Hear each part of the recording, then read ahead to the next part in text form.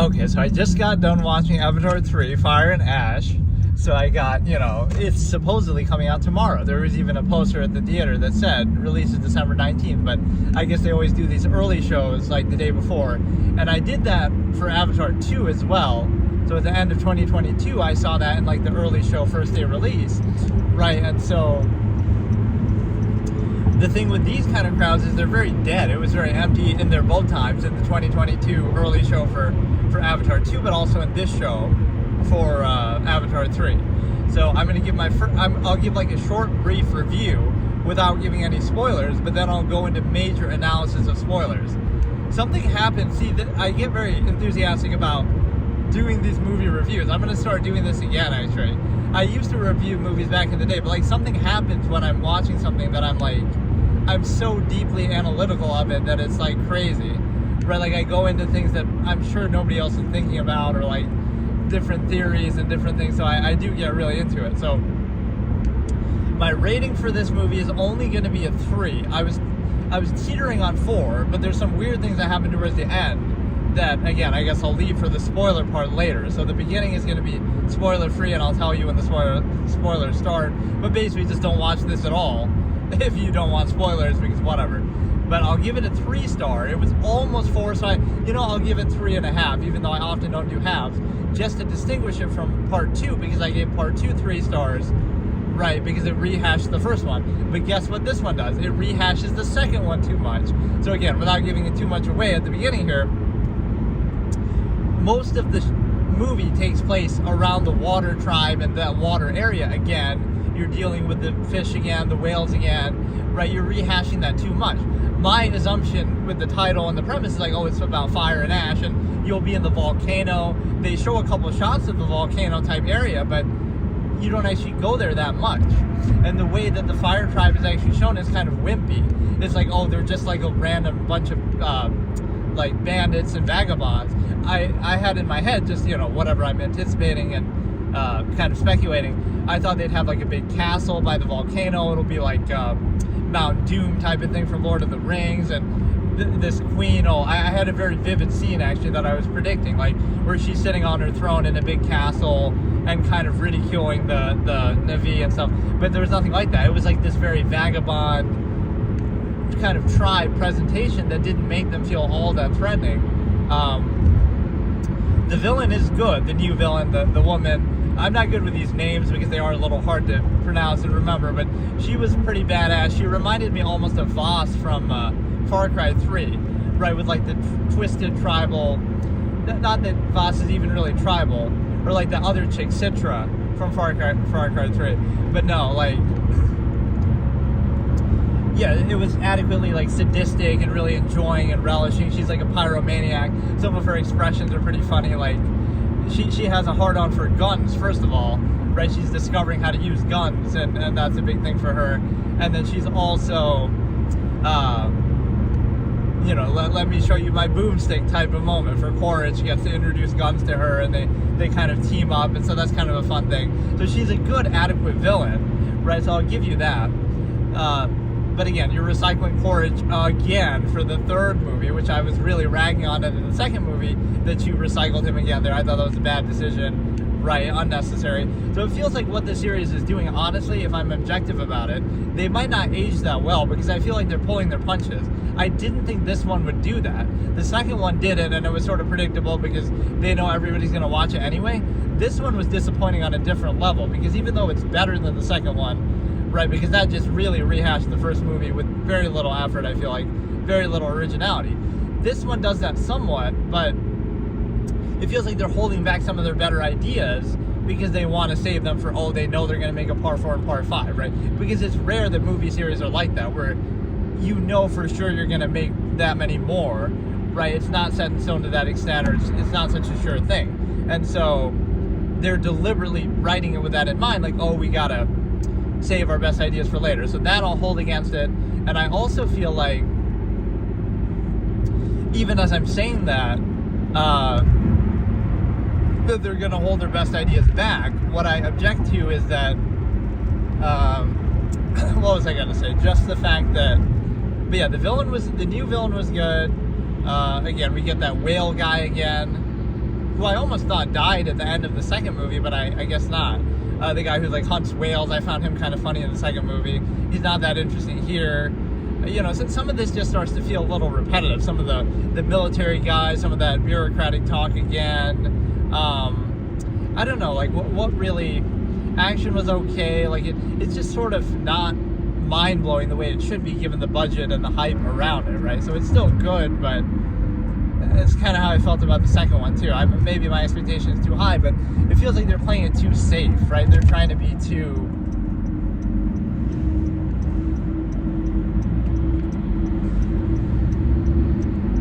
One thing is cool, we get to show this IRL of how these dumb donkeys drive. Like, it's necessary to really do that shit.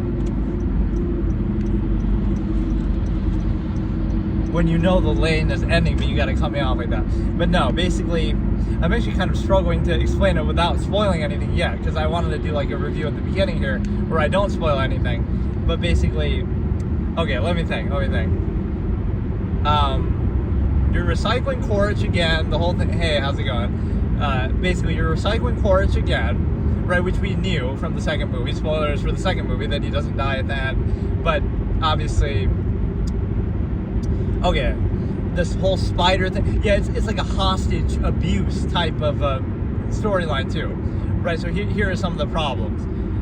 Every 5 seconds, a different character is being taken hostage. How many times can Jake or Netery or Spider be taken hostage before somebody finally just kills one of them? Or like, you have him again, you have them, at gunpoint, but you don't do it. Or like there's this trope of, I could make like a compilation, almost memes of all these movies where somebody's like in the iron sights, basically, like when they're looking down the barrel of the gun in the scope and they're looking at somebody, and it's like they could totally just shoot them there, but they act like, oh no, there's another character around them, so they gotta make sure, they gotta wait. Like, no, dude, they got generally a clean shot, but they kind of overestimate, they just wait. They kind of show that several times, where the villains have that on the heroes, they don't do it, the heroes have that on the villains, they don't do it. Too many of these hostage situations, right? Spider gets taken hostage, Netery gets taken hostage, Jake gets taken hostage. At some point, like, is somebody just gonna kill somebody? But no, you gotta keep dragging it out, right? Like, it makes the humans really at this point start to feel like a total joke and like one of those, I don't even know, like stormtrooper type, or just, they're just there to be the butt of a joke almost. Like, how many times can you fail? How many times can you lose and defeat and disgrace to these same people over and over and not learn your lesson? Like, do something different. You're smart enough, make your technology more resistant. Like, you're designing this stuff specifically to fight them, but it's still getting torn up by the arrows just as much. It's still getting torn up by these beasts that they have. Like, don't you have some way to counter that? Like, I'd like to see a little... You're designing it specifically for this purpose, but it's getting torn to shreds just like ever before. So, yeah, one thing that this does badly is that it rehashes the water environment, which you might think is odd because, again, I had in my head that, they're going to be fighting up in the volcanoes and the mountains and you're going to introduce new stuff there. But they stay mostly in the water area and with the water tribe most of the movie, which is, again, like, they shot these movies together to save on the budget. So that's literally what it feels like as I'm watching them. That, they pretty much, this is like the Way of Water 1.5, because it's Avatar 2.5 in a way, because you're in the water so much. It's called Fire and Ash, but there's more water imagery in this one than there is fire imagery, right? There's a couple scenes with fire, but it really was more like, and the setting doesn't really lend to that.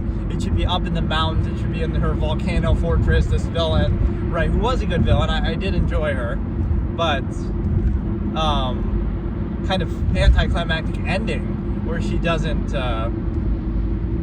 okay, now we'll go in the spoiler phase, because I'm struggling to actually review this without it. Spoiler time, even though the whole thing I have spoiler in the title. Okay, so the villain, the ending of this movie actually kind of ruined it in a way, because where does the ending fight take place? Does it take place in the volcano with, fire and ash all around? No, it doesn't. It takes place in the water, like exactly how the last movie ended. Some of the shots might even be recycled directly from the second movie. They look exactly the same. They're fighting on the boat, and it's fiery, and it's burning up, and like, I heard you like fire, so they're blowing up the boat. So the whole thing here is, there's a few, let me try to just trace it back scene by scene, okay? since I just saw it, it's fresh in my mind. So I'm trying to be too. I can do it later where I discuss it like, in a more composed form. But let me just try to get the plot points. So it starts off. There's a very good scene at the beginning, right, where obviously the brother, who I'm not going to be good with the character names, okay, but the brother died at the end of the last movie, right? One of their kids, and it starts off with them like playing together and flying together and stuff like that, and it's treating it like, oh, this is just them hanging out. But you realize, of course, one of them is dead, and so he's just doing it in his head or in a dream or in that little whatever connection they do with the Kuru thing or whatever it's called. All these names are difficult, like where they attach their little part of their hair to something. So he's doing it in like an imagery, right, guided imagery sense. So he's like playing with his brother and saying goodbye and feeling guilt about it. So that's one of the core themes of the movie, obviously, is the guilt over the loss of the brother, the son in the last one. And then so obviously he blames himself and, right, the other brother, and the family blames themselves. So that was kind of a cool scene to introduce. And then the few interesting things that happened at the beginning. So Nettery is looking kind of emo, and she has like black makeup on her eyes, like big eyeshadow and stuff like that, right, mourning the loss of her son. So she's being very emo and goth vibe, and just the makeup was a little bit maybe over the top, and maybe that's something deliberately even she's doing in universe to show her grief. Like that could be a tradition. Like they'll keep doing these things suddenly, like, oh yeah, that's a long-standing tradition that we've never heard about before, but because it's relevant in context now, we'll show you, or we'll justify it like, oh, that's just some tradition that we've always done. But yeah, so again, you start off with that. It's one good scene. Then you have Nettery being all emo and depressed and all this. Then you have Jake trying to keep his mind off of it, keeping himself busy. And one thing that makes both the humans and the Na'vi look stupid in these movies, though, is like, you have this peacetime where there's some, like in between Avatar 1 and 2, you have this peacetime where you have plenty of time to prepare for the next, like, oh, we know they're going to invade again at some point, so we won and we have all the time in the world to, I get that you're recovering from some of the damage that's been caused, but you have time to prepare and like get comfortable and make some fortifications. But whenever the combat happens, it's like, oh, we're so surprised and we're taken off guard and what a horrible thing. Like, you should be a little more ready for this, because like when you're winning the battle or when you have time in between, it feels like they're just as shocked and bemused every time that this happens, and just as vulnerable, and they never learn any lessons, they never make any new technology that really counters what's going on. Right, they just keep falling for the same thing. The helicopters keep falling to the same arrows. Right, like it's the humans are really being clowned in this universe. Right, like just they never learn from any mistake. They keep doing the same shit fucking over and over. They have a chance to win every time and they don't take it. Right, like how many times are you gonna let these people embarrass you before you do something more drastic? And it's just like, how about this plan? I'll be an evil villain for the next movie. Evacuate the planet of humans and just, well, I guess they don't want to waste the resources, but like nuclear bomb the fucking planet at this point from space with no humans on there. And it's like, fuck it, dude. How many times are you going to let these fucking things embarrass you? Right, that like from their perspective, it's just the clown behavior. They're total fucking clowns. So in a way, it's making it a little bit tiresome, where you're kind of rolling your eyes like, oh, here we go again. They're going to do the same shit again. So yeah, Nettery's being all gothic. Kiri and Spider have like a romance going, right? That we can kind of sense that they really like each other, which is a little creepy. It's Sigourney Weaver, an old woman, voicing Kiri, who is grooming and seducing this young boy, Spider, right? It's a little bit odd with the voice acting point of view, but then I was thinking of this joke when I see a scene here early on in the movie where Jake is cleaning up the wreckage of the ship from the last movie and taking up all the guns and stuff, right? And he, I was thinking like, oh, this is only the second worst time that humans have left weapons behind since we did that in Afghanistan a couple years ago, right? Under Biden, right? Almost as bad as when we left all those weapons behind, billions of dollars worth of weapons in Afghanistan, the way that the humans here were defeated and left all these weapons from the ship.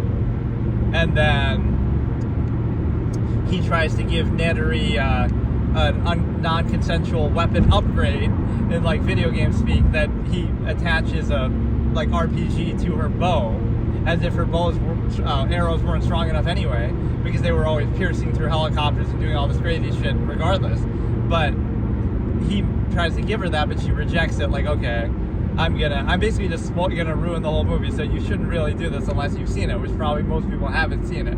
So I'm doing this more just like I'm kind of trying to remember everything that happened, right, for my own sake, and then I can maybe do a more proper condensed review later. But basically, it's very predictable. I don't know, I feel like the whole series has been a little unoriginal, right? Dances with Wolves, like the first movie, very predictable. It doesn't do anything really that you're not expecting.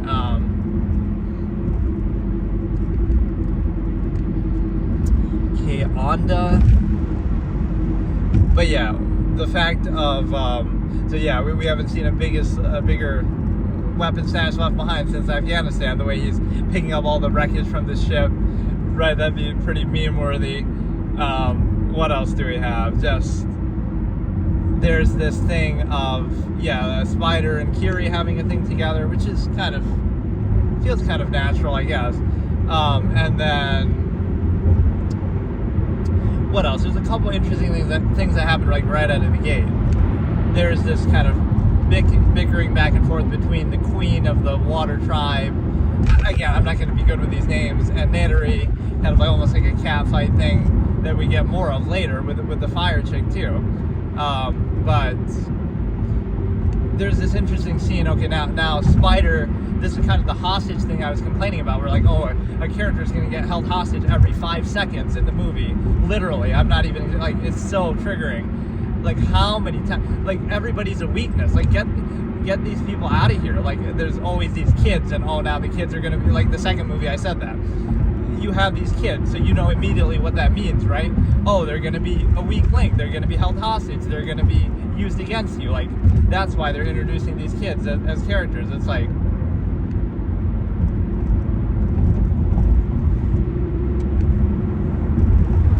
right, and so,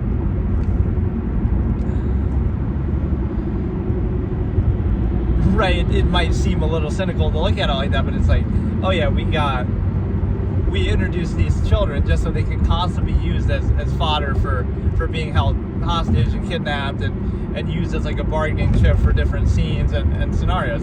And so Spider became that in this movie to an infuriating degree. Every scene is like, oh, Spider's been taken hostage by the humans again. Now we got to get him back.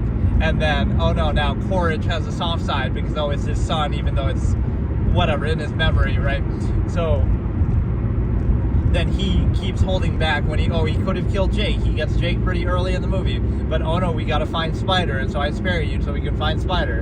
And then it's like, it goes on and on like that, where both sides are all about Spider, and he keeps getting taken hostage, and he's such a weak link, and it gets kind of annoying. Like, just lock him in a fucking cage somewhere and be done with it, and like, let's get back to business.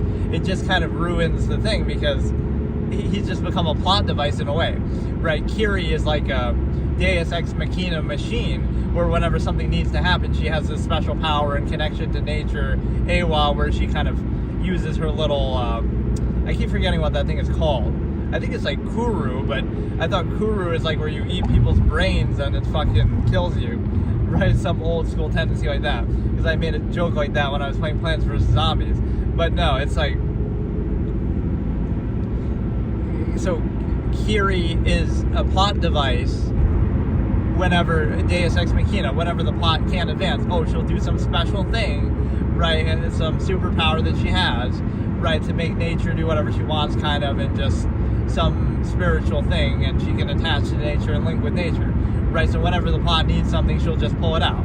So she's a Deus Ex Machina machine, and then Spider is like a bargaining chip hostage, just slow the plot down, kind of a plot device as well. So And that whole technique is a plot device, right? The whole,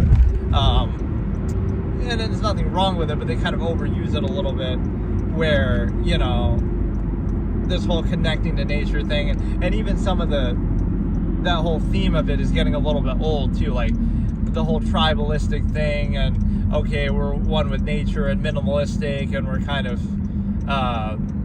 whatever, some of this spiritual stuff.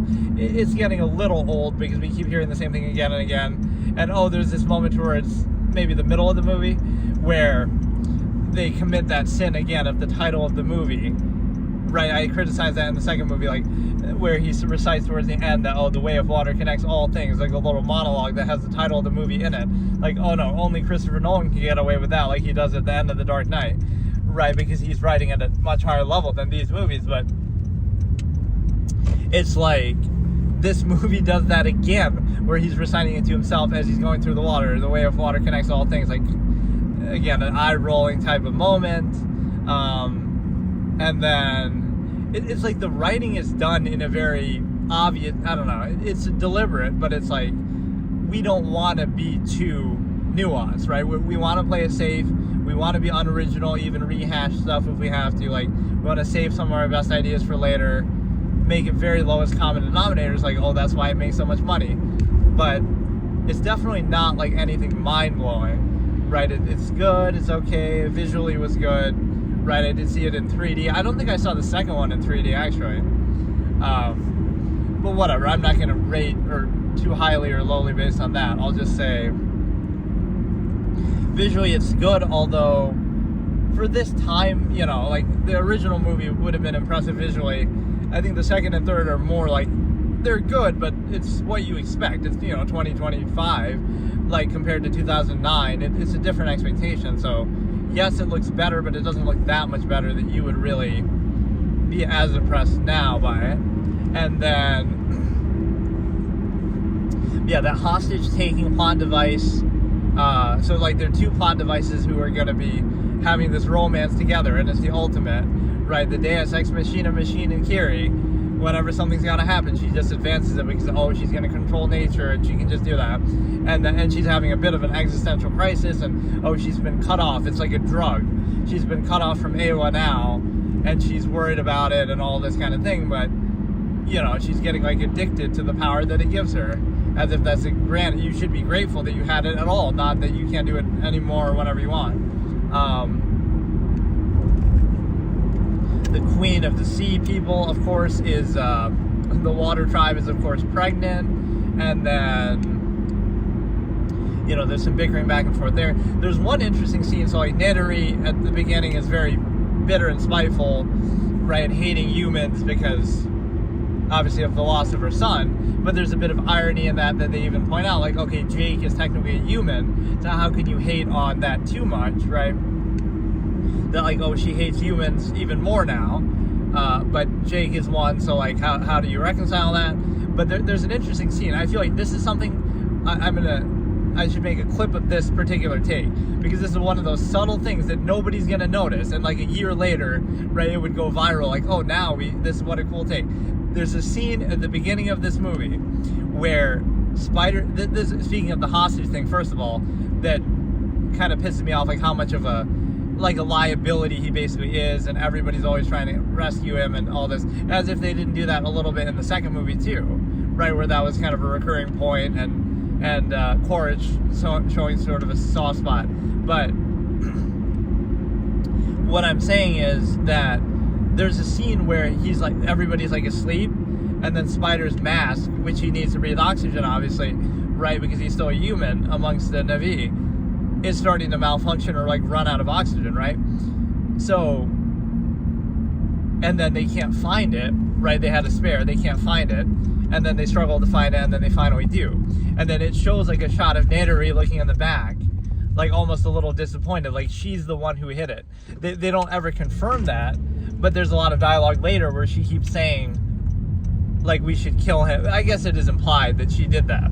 She's the one who hit it and moved it and sabotaged it because she wanted him to die right then. And you might think, that's crazy, but that's actually what she said later. She wants to kill him. She says it to Jake, and then there's a dramatic scene later where even Jake is going to do that himself. He's going to kill kill him too.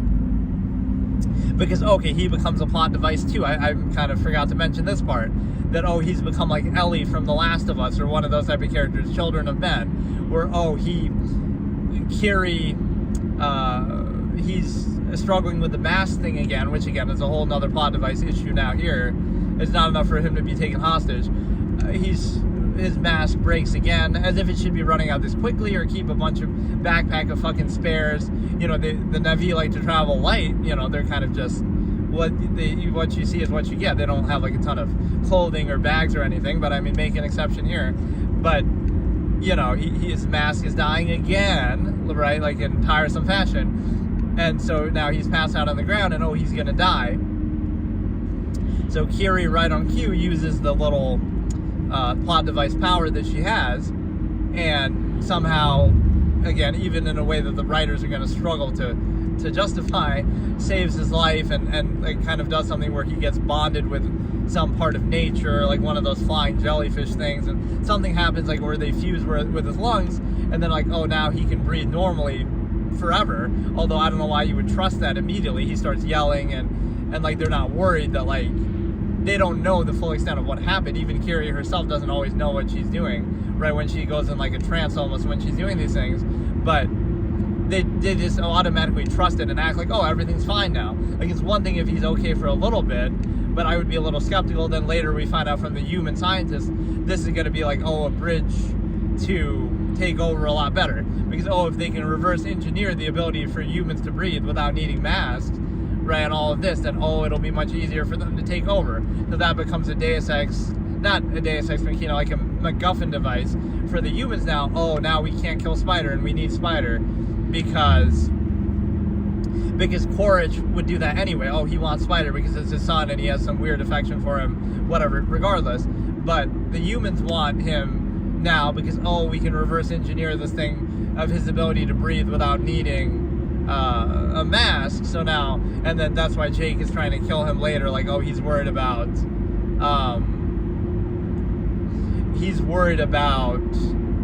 them doing that. Like, it's gonna be over, and they'll have an advantage, and they'll spread like weeds if they are able to do that. So yeah, again, it's turning Spider into a very Ellie from The Last of Us type of cure, of kind of like that kind of character where you're just the one special person who can cure some major problem. In this case, I guess it's the opposite. You're not curing something in a positive way. You're allowing the humans to win by making it easier for them to breathe and everything like that. So, yeah, that's all good stuff. It takes maybe a little bit too long for them to introduce the Fire Tribe. But my main criticism, again, I like the villain, the woman herself, which again, I'm not going to be too hot on the names, but hot because it's fire and ash. But no, they fail on two levels with the presentation of that whole tribe, right? They present them too much like, again, a bunch of just bandits and vagabond, like just random, Roman kind of tribe. I thought it would, again, have more structure to it, like you have a big castle, you're on the volcano, we need the volcano setting. Instead, guess where the final fight takes place of this movie? The same exact place and form of the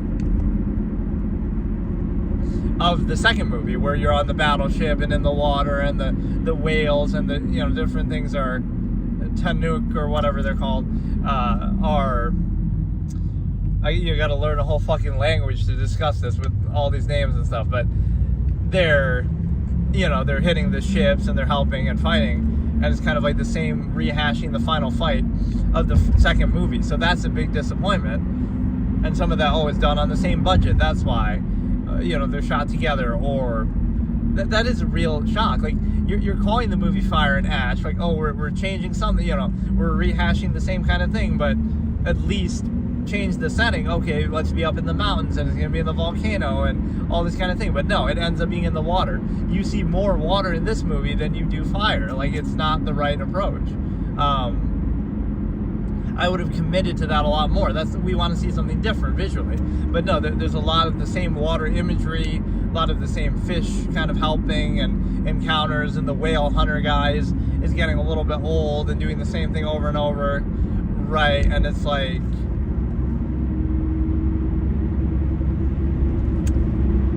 But yeah, nobody ever learns their lesson, so like everything's fine, they're in hiding, and then what happens?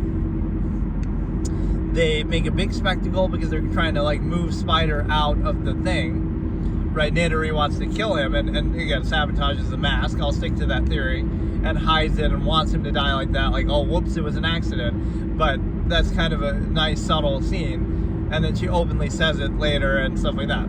So they're trying to move him to the human area or something like that, like the friendly humans to them, or I forget, but whatever, trying to move him somewhere else, right, so that he's not with the tribe, so that it doesn't upset, obviously, Neteri, and also, what was the other reason? I can't remember. Just that, and sooner or later he's going to die from the breathing issue and stuff like that. So, right, just that he doesn't belong, and he's, she hates humans even more now because of what happened at the end of the last movie. But what you have is, let's make him, we could just send him by himself and it'd be fine. But no, then, we want to go all together and drop him off together and make a big spectacle. And because you make this big spectacle, now the humans spy you, and they're going to come after you. But also, this other tribe now, the Fire Tribe, that's being introduced, again, maybe a little bit too late, maybe as much as this series is going to have so many sequels, they should have foreshadowed stuff like this a little bit more, maybe mentioned it a little bit in the second movie. But the series doesn't have very good foreshadowing for as much as it's going to have multiple parts. They didn't mention anything in this, like, now what's the fourth movie going to be? Is it going to have another tribe? Because they didn't mention or leave the door open for that, right? So it's kind of, they're just introducing these things fresh in like an episodic fashion. But one thing is the fact that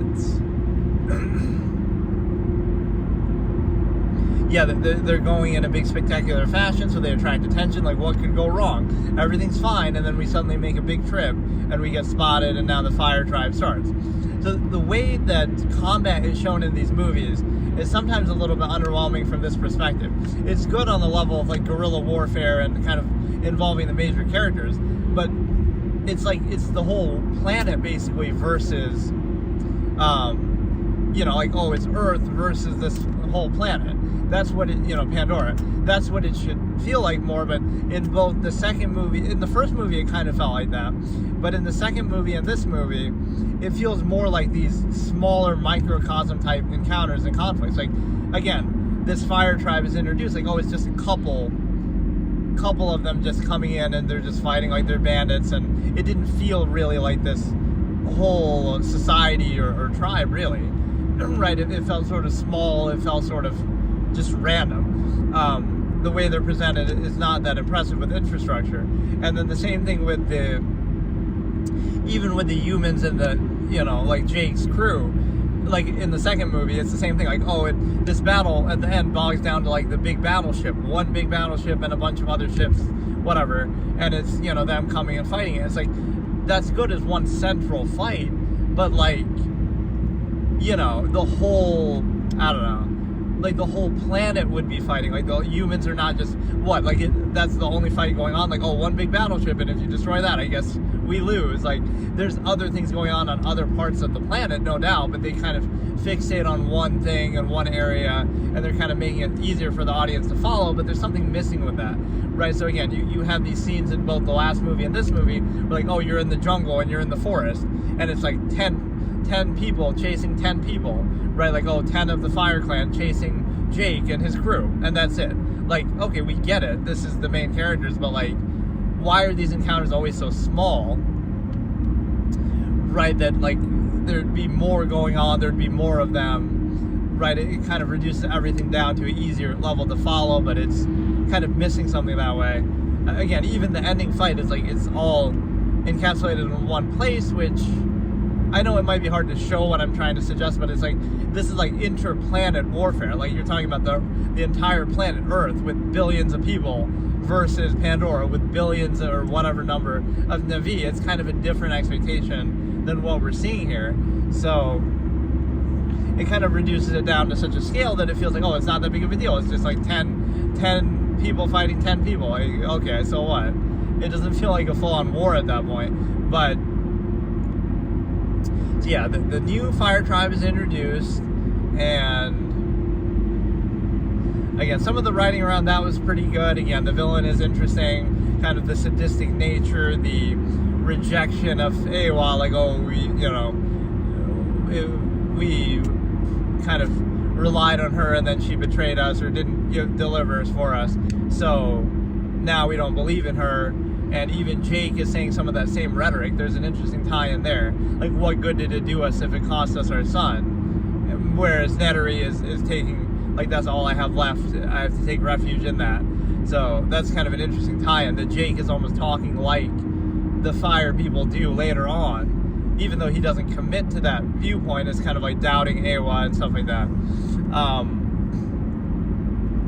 Right, it's kind of like the same thing a religious person could do. You believe in God or whatever, and then something bad happens, you lose somebody you love, or some accident happens, and then it's like, does that not weaken your faith? Like, why would you let that happen if you really, you're not on my side? Like Mel Gibson in Signs, losing his wife, or something like that. So yeah, we're in the forest now, and again, we have that dramatic scene of the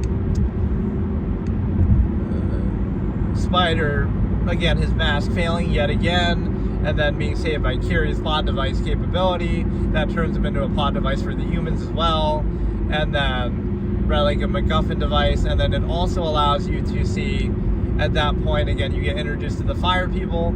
So there's a couple like hostage situations here that could have been like very telling, where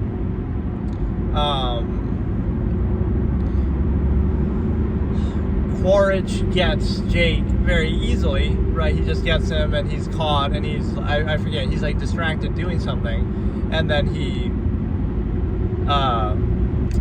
has him basically in his sights and at gunpoint and stuff like that, right? And then you also have Spider being taken by the Fire Clan, or like everybody being taken by the Fire Clan. So like all the others. And so now it's like one hostage situation to another. So Quaritch decides, you know what? I'm going to let Jake help me. Let's team up. And I'm going to let Jake help me to find Spider, because, oh, he can track him or whatever better. And then,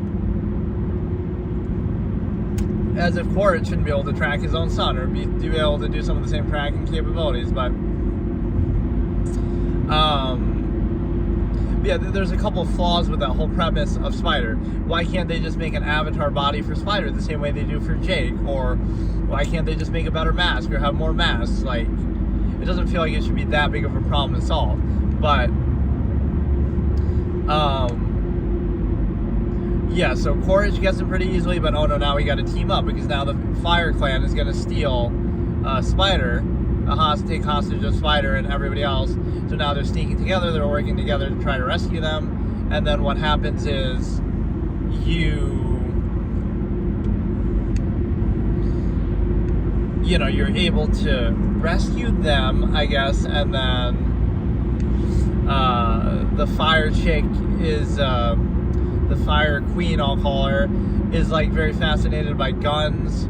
She discovers a bullet and wonders what this is, and so she hasn't had experience with the humans so far, and so now she's fascinated by that, and so she keeps asking everybody, show me how to use this, tell me how to use this, as if they couldn't use it as a way to trick her, to kind of, make her misuse it or use it on her or something like that. But it's a good visual distinction, at least, like, oh, how can you tell the good guys from the bad guys? Because, oh, the bad guys are going to have all red paint and stuff on them because, whatever, to represent the Fire Clan and stuff like that. But yeah, there's this, again, the scene like where they've been taken hostage, and what happens is like everybody, I can't remember exactly what happened. Like, they're hostage, and then they're sort of trying to save them. Like, Quaritch and Jake are working together a little bit, but then it doesn't entirely work. Right, like, Quaritch has the chick at gunpoint, and then she uses her little plot device thing, right, the little hair, to attached to Quaritch, and she has this ability like to drain people's strength doing that, or I don't know exactly what she's doing with it, but you know, she's uses that to basically control him for a second or put him off guard. And so then she learns how to use the gun, and then that's the beginning of a great romance, because now they end up actually later eloping together, Quaritch and her better love story still than Twilight, and that was kind of interesting, you know, this seduction of power.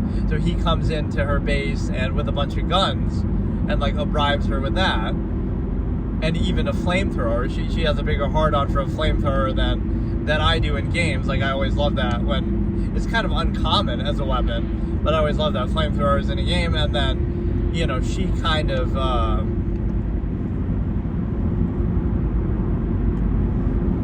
you know, she's a pyromaniac, and she's really getting off both on the guns and on like the flamethrower and starting fires and stuff like that. And then, you know, there's like a scene where Quaritch even burns down part of the village, right, of the Water Tribe, but I thought water has an advantage over fire type stuff, you know, and it's like, oh, they specifically burn it, not just blow it up or anything else, as if just to give her a hard-on and please her as her guilty pleasure of being a pyromaniac. They specifically, burn that part of the village. Like, she's getting off on this, and he's doing it just to appease her, right, to do it in that exact way. It's kind of how I interpreted that scene, right, just like burn anything on command. And then we have some of the same, you know, animals and different things, whatever, but I really can't deal with the names. But the flying one, that was the whole reason why Jake was considered a hero, right?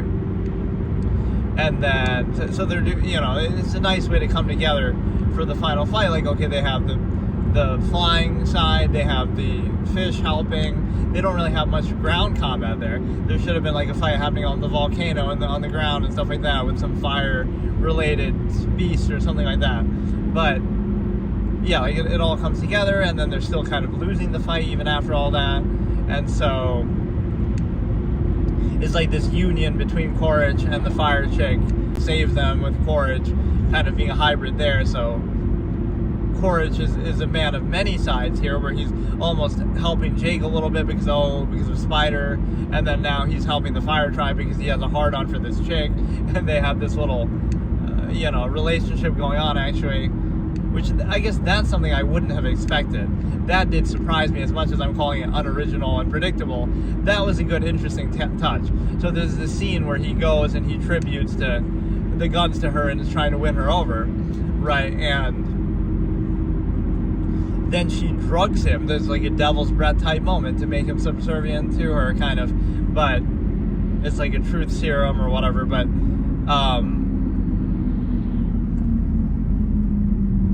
there's a couple, like, let's say adult or dark type things in this movie. So one thing, again, the Fire Tribe being all sadistic and stuff, they use like a suicide bombing technique. That's one of the first things you see from the Fire Queen. So that was kind of cool to show how ruthless they are, right? How they just don't give a shit, and they're just, you know, willing to kill their own, kind of a thing. So, and that catches Jake off guard. So that was a cool moment. Then you have later here where she's drugging Quaritch, and then she's, you know, I'm gonna eat your heart. She's cutting his chest, and then she, you know, is getting off on just being a pyromaniac. So there's a nice theme of sadistic tendencies there that I like with how the Fire Tribe is portrayed, right? That they're kind of getting off on this and just,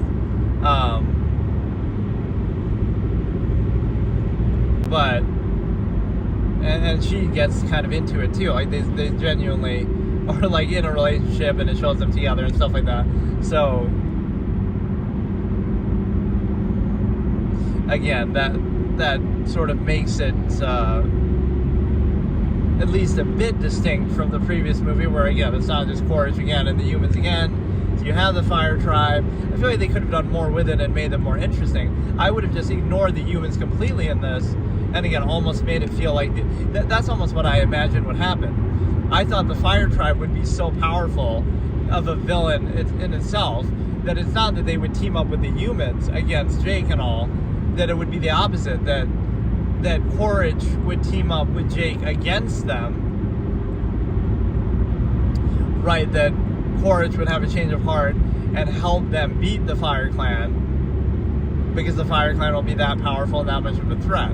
So it wouldn't be about the humans as much in this one. And some of the dialogue with the humans is kind of very banal, like, oh look, our ship just got blown up, kind of like they treat it so nonchalant of them, oh yeah, our base is getting blown up and we're getting another 100 soldiers died. Like they're not treating it like it's a very big deal, right? Even though this sort of thing keeps happening again and again and again, and they keep, you know, getting fucked over by the same people. But yeah, a lot of that dialogue and the whole bureaucratic stuff gets boring. There's somebody who's a dissenter who then has a funny scene where he, you know, helps Jake. Basically, he's disagreeing with some of the wildlife killing that's going on, which, again, I feel like we've seen these sort of same conversations happen in the first two movies in other contexts, but like that maybe what was happening with Sigourney Weaver's character. But yeah, Sigourney, an old woman, is grooming and seducing. Like, is there some weird thing with that? This character, Kiri, is voiced by a 60, 70-year-old woman or whatever she is, but yet that character is eloping with a young boy because they're the same age in the movie. Like, I'm not trying to make it weird, but it already is kind of weird that you chose to, you know. And there's a few moments where that slips. Like, generally she does a pretty good job, but there were a few lines of dialogue, especially when she's like exasperated, where it sounds like, oh, this does sound kind of like an older character, older woman. Because I guess to her credit, I didn't know that in the second movie that it was her doing it, but I noticed something was odd about the voice a little bit, and then I found out after, like, oh, that's Sigourney Weaver doing the voice, because it's like her clone or whatever. That's a big twist revelation here, that, oh, she, I don't know why I feel like I already thought like I knew that, but she at least finds out, like, oh, you're more like a clone of her than an actual child. But yeah, like, why couldn't you have just gotten like an avatar body for Spider then, the same way you do for Jake? It makes more sense for Jake because, oh, he's in a wheelchair. We kind of forget that. Like, we don't even see his body anymore, or like where he originally was, or I forget if he somehow fully assimilated to here, but or that's how the series will end. The avatars will finally win by doing this. They'll have you. That'd be fucking hilarious. Actually, I should make like a skit like that. They'll finally beat the humans back to Earth all the way, and the humans will just give up. But they won't leave it at that. They'll travel to Earth and put Earth-like avatars that they control the same way and infiltrate like that. So it'll be a human controlled though by the Na'vi, right? So we'll reverse it. We'll send it right back at them. So now there'll be all these humans on Earth that are actually secretly controlled by Na'vi, trying to sabotage their society and beat them from within the same way.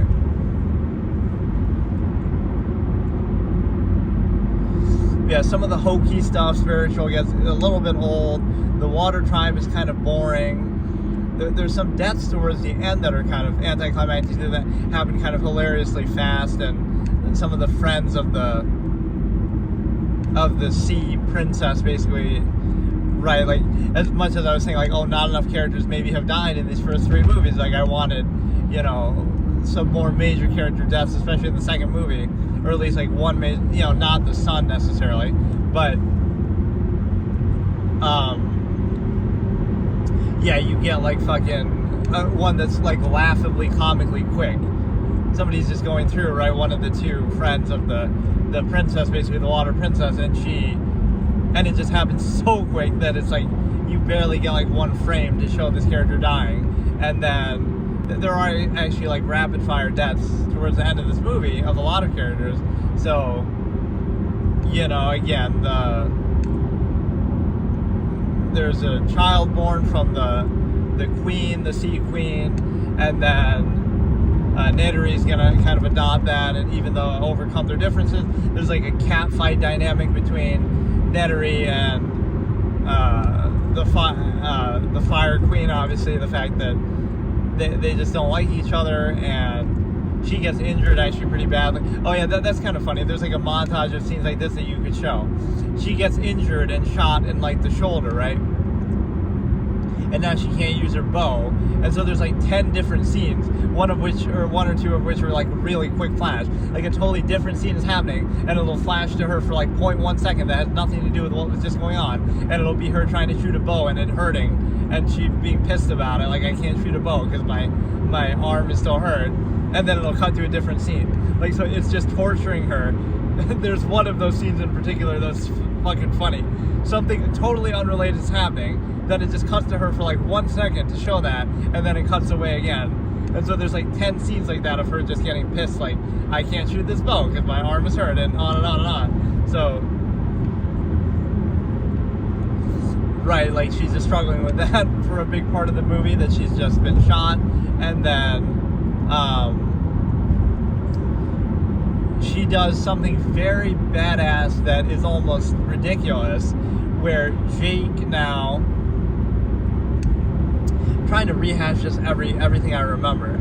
So we go from the forest again. Quaritch doesn't finish off Jake even after finding Spider, and again the Fire Clan disperses, I guess, and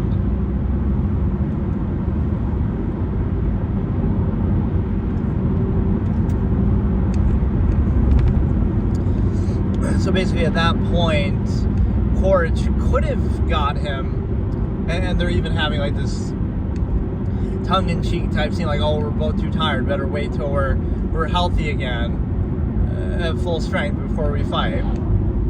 And then he either falls asleep, and then they just leave, or he lets them go, which kind of doesn't make sense. Right, so he just kind of spares them right there, and then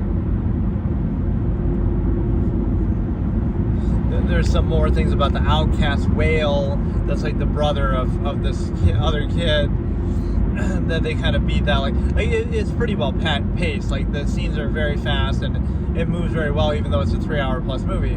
The one thing I'll say is that the only part that felt a little bit slow is like at the beginning of the third act, where like, oh, they're trying to get these things together, like let's get the whales to help us, right? Let's get the nature to help us, kind of the bird again. I can't remember what that thing is called. Taruk Muktai or some shit. So get that to help us again and stuff like that. And that thing actually dies in the final fight. I'm pretty sure, at least. Right, so that thing maybe dies. The big whales maybe die. Like, there's a lot of death of characters. The whale hunter dies in this one, even though I kind of thought he died at the end of the second one. And he kind of dies in an anticlimactic way. Like, sure, the whale gets him, and it feels like, oh, that's karma, but it just looked kind of goofy and not really that satisfying. He should have got, like, torn in half, and you might think, oh, that's too graphic, but this is the same movie in which you're getting suicide bombing and cutting somebody's chest and gonna eat their heart, and, like, she tastes the blood of somebody's heart, right, like Quaritch, she cuts it and then, I think, tastes it to, like, measure his worth or whatever, and then so you have suicide bombing, you have, you know, eating somebody's heart, and you have, you know, using drugs on somebody, using like a devil's breath, roofie type shit. So it's not like, you know, you can say kid friendly. Obviously it's going into some interesting kind of dark territory, which I appreciate. But yeah, she was very cool. Again, it reminds me almost of Voss, Citra type something. Far Cry 3 for some reason comes to mind. But yeah, she was entertaining, but then again, the ending of the movie is a little bit odd. Again, the fight is very, very disappointing because it's happening again in the water, a lot of the same things, battleship, all this kind of thing. You know, it could be a badass line, I heard you like fire, and she should have died in like a fire herself. But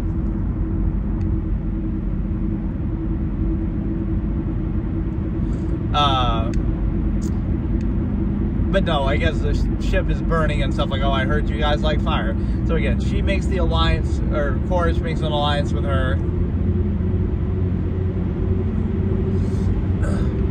And then, right, they're working together. The humans don't appreciate it. The general is still there. So, but yeah, Netery does something at this point that is extremely, extremely important. Well, first of all, again, Jake turns himself in, which some of these scenes are taken like right out of the second movie. Like they come to the beach, and then Jake turns. Didn't they have exactly the same thing? Like turn yourselves in, or show yourselves, otherwise we're gonna destroy the whole village and kill innocent people. Right? They had the same exact scene in the second movie. So they have it again here. Then Jake does turn himself in, and then Netery is all pissed. And so what did she do? Did she rally a bunch of Na'vi to come and help her? No, she does one of the most badass things in movie history that is almost comically badass as to how this could work. She goes to the human military base by herself and single-handedly just rescues him. Basically, the one guy who's protesting helps out, right, in kind of a funny way too. He takes his big bulldozer and helps free Jake. But I'm just basically ruining the movie. Like, you don't need to watch the movie if you see this. Like, don't watch this. I'm doing this more for my own benefit, just because it's fresh in my head. But no, she goes by herself. No army, no helpers, no family. By herself. Badass Netery. And she goes now, she finally relents and upgrades her bow to the RPGs that Jake was trying to attach earlier, right, that she rejected. Right, so now her arrows are causing major explosives and stuff. So what does she do? She goes on her little flying bird here, right? And she flies in, and you're like, how could they not notice her? But oh, because the Fire Clan has already been here, she disguises herself, and they're kind of aligned. She disguises herself as one of them with the red paint, and then she also has this little chip from one of them, right, that's like a neutral thing, like, oh, they can't be attacked, right, or like they, you know, it's an older code, but it checks out type of moment, right, so it makes it seem like she's one of them, the Fire Clan, and then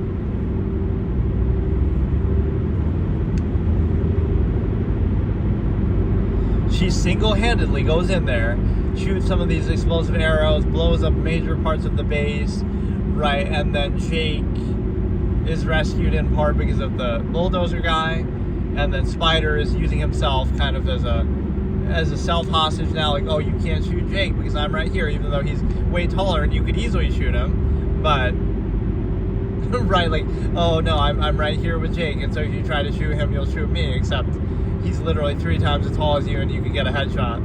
But again, one of those scope type moments where they have the scope right on him, and it looks like, oh, I could easily hit that shot, but whatever, they always do that, hesitated way too long, and then this dude, but he's basically holding his life as like, oh no, if you know, I'm gonna sacrifice myself for him, so you can't kill him because you'll kill me. But there's a little bit too much of that. Again, the hostage taking and all this. But yeah, that's a very badass moment where Netery single-handedly takes out the base basically by herself. They somehow get out of there. Jake escapes. Jake, Spider, and Netery all escape. Again, those explosive arrows take out significant portions of the base. You also have the ability to consider that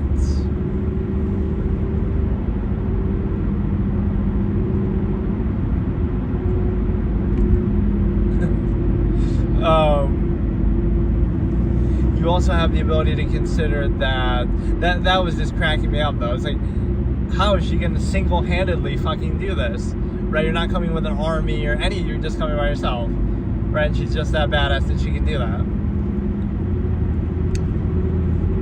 So then after that, you have this dramatic scene of, again, them potentially killing Spider, which was kind of out of character for Jake, where I wouldn't have really expected that.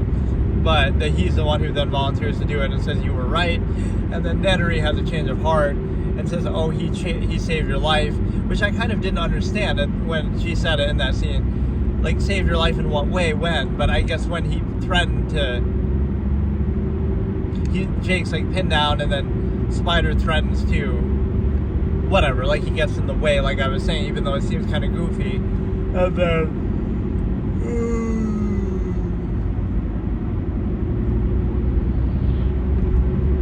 And then from there, it's a situation where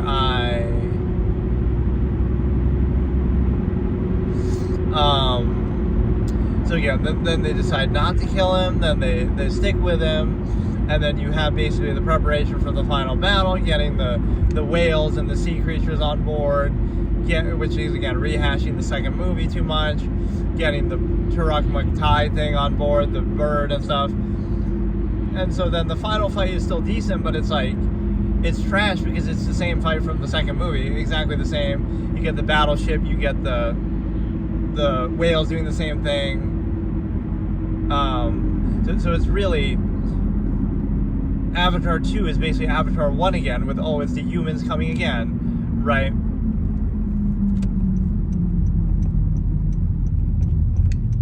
And so, like, you rehash that. So Avatar 2 is Avatar 1, but the only difference is, you're fighting the humans in the water, and now they're blue too, they're the Na'vi too, instead of in the first movie where it's just the humans straight up and you're fighting them in the jungle. So part 2 just rehashes the first movie, but changes the setting, all right, and the appearances a little bit. And then the third movie does the same thing. It's the second movie all over again, mostly in the water tribe, and the same final battle, the battleships and the whales and stuff and everything like this. It's the same exact setting and everything, in kind of a disappointing way, but it's just that, we're just going to add in the fire tribe, and so the enemy is a little bit different and interesting there, but that setting should have taken over a little more, because it didn't take on the identity of the Fire Clan enough, the movie, like with the environment and kind of what you're dealing with, volcano, and some of the animals maybe that you're dealing with, could have been better, like, related to that.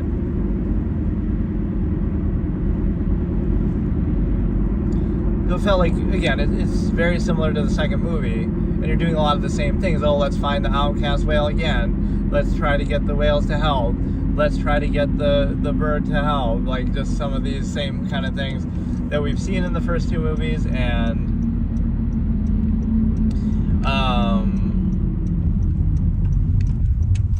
again, so Nedry has that badass moment at the military base. Then the other thing that happens is again, the final battle. So again, let's list off some of the character deaths that happen very quickly. Again, the comical one of the water princess's friends, basically, they all get shot kind of in the same way too, like in the chest. So it's kind of like it's just one of them happens so quickly, it's kind of a joke, right? And then the mother dies as she's giving birth, the queen, water queen, right? She's giving birth, so you have the baby, and then Nedry is gonna overcome how much they disliked each other and try to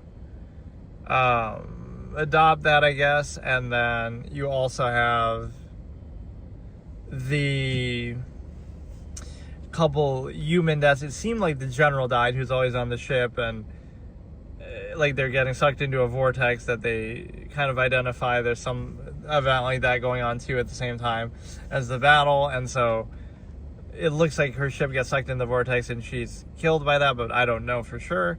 Some of them are kind of unclear, right? Even or just unsatisfying. So again, some of those friends of the water princess die. The water queen herself dies. The other some of the humans die, like the whale hunting guy died in kind of an anticlimactic way. It didn't look as cool as it could have been. Should have been like cut in half or something. And then maybe the human general also died. I couldn't tell exactly as that ship's getting sucked like into the vortex thing. And then the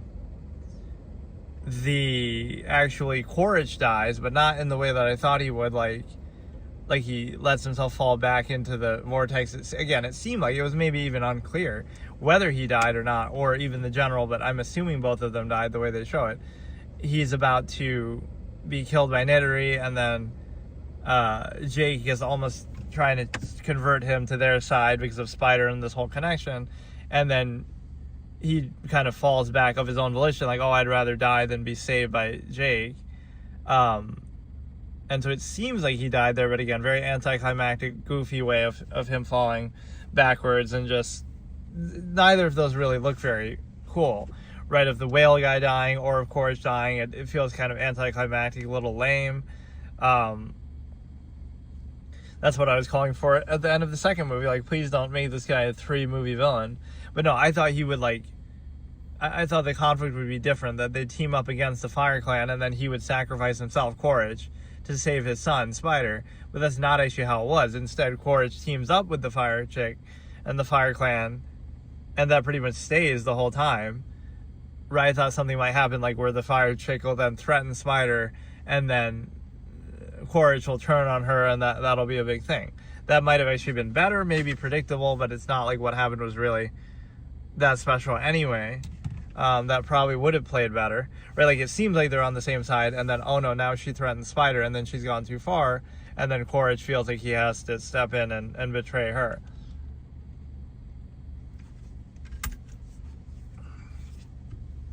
And then what else happens here? The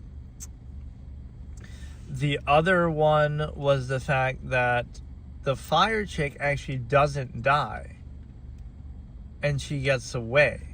And she runs away kind of scared in a bit of an anticlimactic way that doesn't suit her. Is Kiri just...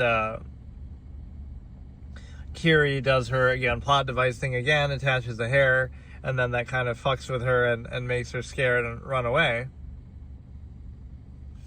And so that wasn't really enough. Like, she should have died or burned up or some ironic kind of thing. So these deaths are a little bit underwhelming. Or, again, she's not even killed. Like, it's sort of, yeah, it's like Bane in The Dark Knight Rises. Like, oh, he just, gets killed by Catwoman's thing, and that's it, the vehicle. Like, just kind of, really, that's it. So a lot of these were kind of like that. She doesn't feel like she's beaten in a very convincing, memorable way. So what, now she'll appear in the next movie too? Instead of Quaritch being recycled as a 3-movie villain here, or maybe he somehow survived that too. They kind of leave it unclear. And then this chick is gonna be, but no, she definitely didn't die, and so she was kind of goes out in a bit of an anticlimactic way. Again, Kiri kind of just Deus Ex Machina, plot device abuse all the way. And then you also have what else happened? The ending kind of drags on a little bit, and again, like I said, that fight is garbage because of the setting being recycled right out of the second movie. That was very, very disappointing. That's almost what the second movie does to distinguish itself from the first one, is that, oh, at least we're having the same sort of fight against humans and stuff, but at least it's in the water this time. So I thought, oh, at least this one will be in the volcano or something this time, different setting. But no, it's not. It's actually in the water again. So that really didn't even make any sense, right? It should have been more about the Fire Clan and less about the humans, but they keep doing this human thing over and over and over. That's almost what I thought. I thought this wouldn't be about the humans at all. I thought they'd put the humans on the back burner, and you'd be fighting against the Fire Tribe mainly, only, and then the only human involvement would be like Quaritch having a change of heart and helping them beat the Fire Clan, kind of. I would have portrayed it more like that. Like, made the Fire 5-star threshold, and I feel like they're holding a lot of their best ideas back. They're kind of saving on the budget by shooting maybe this one and the last one together, because it's basically a Way of Water 1.5, 2.5. Like, there's some good scenes with that character too. I like that character a lot. It's just, first of all, again, the ending is totally stupid because she doesn't die or get defeated in like a convincing way. She just kind of gets scared by Kiri's, plot armor type powers and just runs away. But it doesn't, that wasn't very satisfying. Even Quaritch's death wasn't very satisfying. I don't know. It just leaves something to be desired. Again, the setting of the final fight is stupidly identical to the last movie. Some of the same shots might have even been used. And so, yeah, it just feels way too much of a rehash of the last movie. Right, like there's a few scenes that feel like in the right setting, but most of it is just, again, in the water tribe area again. So this could have, like, you could have called this, oddly enough, you could have called this The Way of Water, and it almost would have worked. Even in a direct sense, it's maybe more The Way of Water, because even though, yes, you have some of this fire reference, it's like, oh, water beats fire. There should have been some, direct, like, joke or something like that, where, again, it takes place so much in the water tribe area, and the fight happens on the water, that, it feels more like The Way of Water than even the second movie. Just, it's the same thing. So that's disappointing how much they say in the same setting, right? It almost goes against the philosophy of what the second movie was trying to do. Like, let's at least change the setting from the first one, from the forest to the water. So yeah, it's a little bit surprising how they're doing this, just kind of rehashing things. So I guess my prediction there would have been wrong, though, that Quaritch would do something. He's constantly trying to help and save Spider the whole movie anyway, but the way that he goes out is just kind of dumb. Or, like, there's something funny that happens too, like, as that vortex is going on, right, Quaritch and Jake are there, and they're getting flown about by it, and so, like, all their weapons get sucked in by it, so now they have to resort to hand-to-hand combat as the final fight, right? It's a good plot device way to kind of force that to happen, but it looks kind of funny as you see it, like, their weapons have to get taken away so that they have to fight hand-to-hand combat, as we've seen, again, in like, the first two movies, although I guess the first was more like he's in that machine fighting him. Yeah, it is underwhelming. I'm actually kind of surprised because, I don't know, it just seems odd. Just so much is recycled. Again, even Quaritch, I won't rag on too much because I said that more so with the second movie. But the conflict with the humans, and again, the whale hunting, and the outcast, and the battle on the battleship and in the water. Right, so the only difference is really that, okay, now you're fighting against the another Na'vi kind of the other tribe, but it's not really substantial enough. So yeah, Nedry has the really badass scene, but generally, again, it's kind of underwhelming, and it's kind of shockingly not even like unoriginal, but it's not even trying to be original. That's what I find kind of annoying. It's trying to just, again, play it safe all the time. And I would have had her go out with more of a bang. Again, whether in death or just even in defeat. So now they're going to recycle her, and maybe they've moved on from Quaritch, so they needed like another villain stand-in. But she doesn't seem like the type to ever change sides. So I feel like even this was a missed opportunity. Quaritch should have maybe stuck around or sacrificed himself to save Spider, which he didn't do, right? That's not the context in which he died. So that should have been what it was. Like, oh, he redeems himself by doing that, but that's not what it is. And then even, him and that chick have that thing going on, which is, that was a good surprise, at least. I'll give you credit there, right? That I wasn't expecting them to do that, and in fact, maybe what I was suggesting was too predictable, so they didn't do it for that reason, or maybe, I think people would have liked it, though, anyway, especially if you're going to keep him around for that long. Like, I wouldn't have kept him around for that long, right? I wouldn't have brought him back in the second movie, so that's the end of the Quaritch thing right there.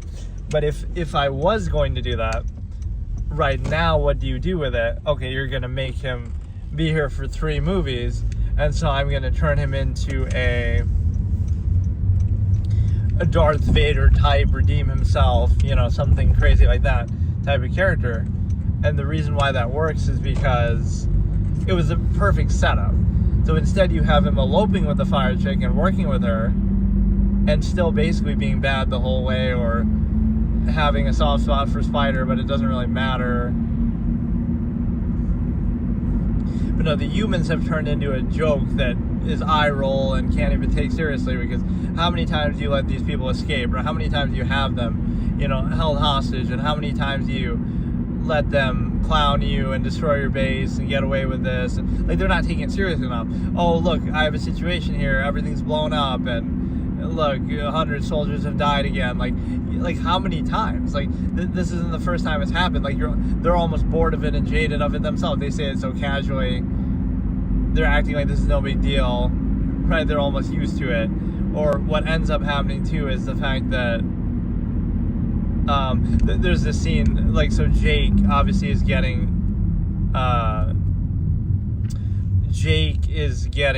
taken again, when they threaten him at the beach and we're gonna destroy everything, right? And she's getting a hard-on from Quaritch burning a part of the village. What happens is Jake gets taken in, and then there's this red carpet type moment almost of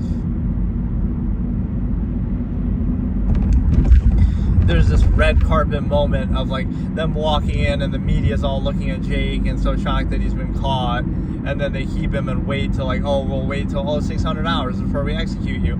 Fuck that shit, just do it now, dude. Get it the fuck over with, right? A lot of stories do that, I want to toy with you, or I want to whatever, but it gets really annoying. How many times do you let this guy go? Enough, right?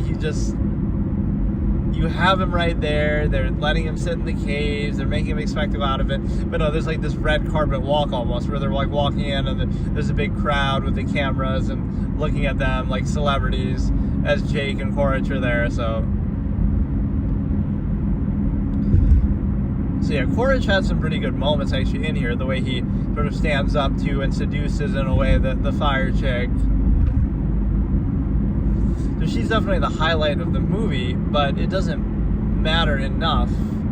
Either she should have gotten a major kill on a character, which she almost does, I guess, with Nattery, the fact that she, injures her so badly, but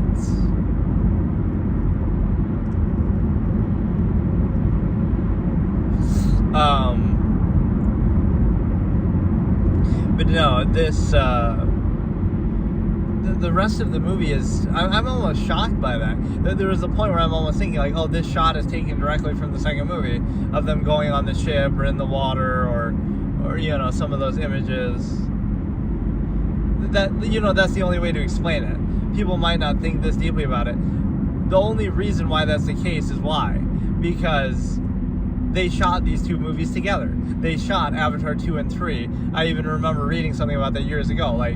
They're going to shoot some of these together to save on the budget and to, whatever, which is fine, but it doesn't mean that you have to rehash the whole thing and make the whole movie like that and rehash the final fight.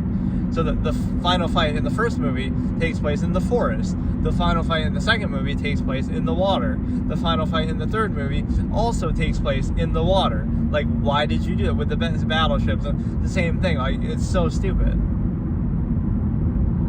That is shocking that they would do that. Right, it's so all three of these movies have had that issue of, the first one's unoriginal because it's just Dances with Wolves in space, and the second one is the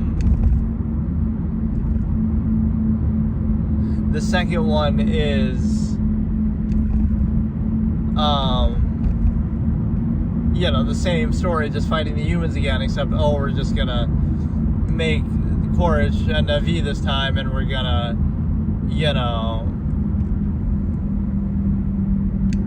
and we're going to fight them in the water instead of the jungle. And then the third one, we're going to fight them in the water again, but we're just going to add a different, villain in here too, the fire chick. So they're suffering from unoriginality, where they'll add some minor difference, but they'll still do something super unoriginal. I feel like that's the dumbest thing that I've ever seen. That I never would have expected that, the final battle is going to be exactly the same as the second movie. That's such a crazy thing to do. it should be, oh, we're fighting on the volcano and she gets knocked into a pit of lava, how ironic, and she's laughing sadistically even as she's burning up because, oh, she loves the fire. Like, give us something like that. Right, like Gollum getting knocked into Mount Doom type imagery or some shit like that. So yeah, I'm pretty disappointed. I'll probably give it around the same score as the second movie, like a 3 to a 3.5. And this review is maybe much more spoilerific than what I typically would do, but it's more like I'm just trying to get I have like all these little jokes and different things, like I said, that just come to mind. And so unless I take notes, which I don't, like I did all of that off the top of my head. So like that was kind of crazy. This shows you like I'm a film critic at heart. Like there's something that happens. Yeah, I just saw it, but like my recall of what I just said like every single major thing that happens in the movie, all these different jokes and memes and tropes and, you know, things going on, right? Like it's pretty impressive, not to toot my own horn, but there's something that you go into it so much, you get immersed that, right? So the other layer is that I don't know what to even say about it. I'm just stunned by that. And I feel like, again, the average audience member isn't that perceptive, but at least live up to the title, right? Like, okay, the second movie's, again, the first movie is about the forest people and the jungle, and then the second one's about water, and then the third one's about fire. But at least live up to that then. Okay, it's about fire, so now go and do that. Go to the volcano and go to the... Like, really, you don't get much imagery like that. Right, and especially where they're fighting. They're not really fighting there. They're still fighting in the jungle for some of the early part. They're fighting in the water. They're fighting in the skies and stuff. So they did a bad job with the setting here, that it feels too similar to the second movie. Some of the same thing with, oh, we're hunting the whales.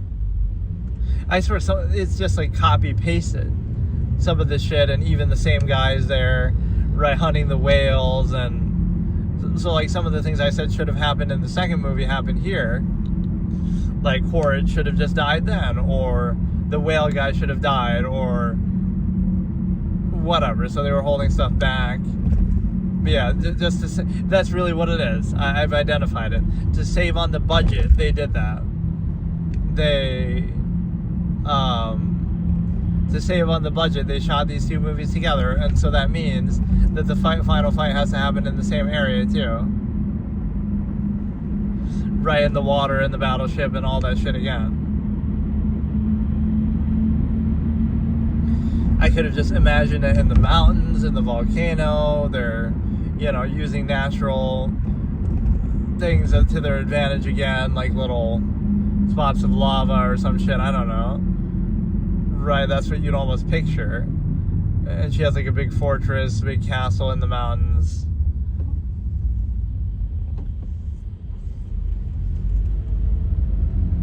Yeah, pretty disappointing again. Maybe you go into with the expectation, too high of an expectation, but it kind of should be with the budget and all that.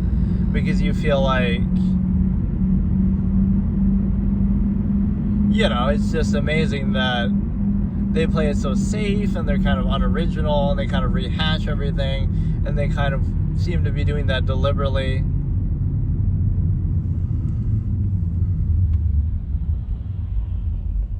Like, if you watch these two back to back, you'd be like, wow, I just saw the same movie. Because again, some of those scenes are taken right out of it. Them coming on the beach and threatening them. Right, that's the scene in the second movie, where they do the exact same thing and they threaten everybody, and then they either turn themselves in, or I forget what exactly happens, but right, they threaten the beach tribe and stuff like that. So you might think, oh, it would be stupidly episodic to just like, oh, now in the third one we're gonna meet the Fire Clan and go in the mountains in that setting, but that's almost what it should be, right? Where it's just every part is just like that. The first one we meet the forest tribe, then the second one we meet the water tribe, then the third one we meet the fire tribe. But again, they kind of cut out of actually doing the setting properly. So it's kind of hard not to spoil stuff. I feel like Roger Ebert, where he would sometimes do that, he would spoil stuff kind of blatantly in his reviews. But I don't.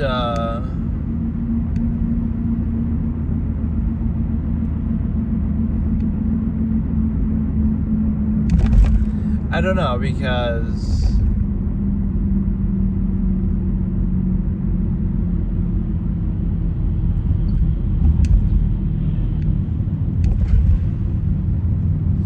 I don't know. It just kind of rehashed the second movie too much. I honestly wasn't expecting that. I was rooting for it more because I thought, oh, they held back some of their best ideas for the second movie because they thought everybody was just going to watch it and it's going to make money anyway. And so why bother? And they're holding some of their best ideas back because they know they're going to make more sequels. But with this one, they're almost doing the same thing again, and I wasn't expecting that. I thought this would be better because since they held their ideas back for the second one, they shouldn't do it here. And I thought they would just do whatever they wanted, right, and kind of go all out, but they clearly didn't do that.